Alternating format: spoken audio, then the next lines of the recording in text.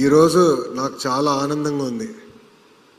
ఎందుకంటే 175 నియోజకవర్గాల్లో సుమారుగా 7 లక్షల మందితో మీరందరూ పోటీపడి ఒక పక్కన ఎస్ఏ రైటింగ్, ఎలక్యూషన్, క్విజెస్లో పాల్గొని నంబర్ 1 స్థానం సాధించి మీరందరూ ఇక్కడికి వచ్చి ఈ మాక్ అసెంబ్లీలో పాల్గొంటాం. నిజంగానే నాకు చాలా చాలా ఆనందంగా ఉంది.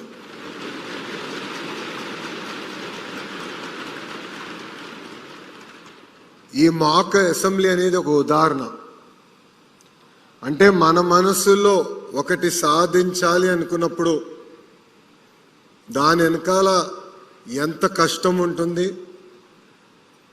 ఇక్కడ ఈ వేదిక పైన పెద్దలందరినీ నేను కన్విన్స్ చేసాల్సి వచ్చింది. నా ఆలోచన అయితే శాసనసభలోనే పెట్టాలని గౌరవ స్పీకర్ గారితో కూడా నేను అనేక సార్లు చర్చించాను. అప్పుడు ఆయన పార్లమెంట్ ప్రాక్టీసెస్ రూల్ బుక్ తీసుకొచ్చి అసెంబ్లీలో పెట్టలేం, కానీ అసెంబ్లీ ప్రాంగణంలో పెట్టే బాధ్యత నేను తీసుకుంటానని గౌరవ స్పీకర్ గారు చెప్పారు. అయినా నేను ఒప్పుకోలేదు. ఆయనతో చివరి దశ వరకు కూడా పోరాడా.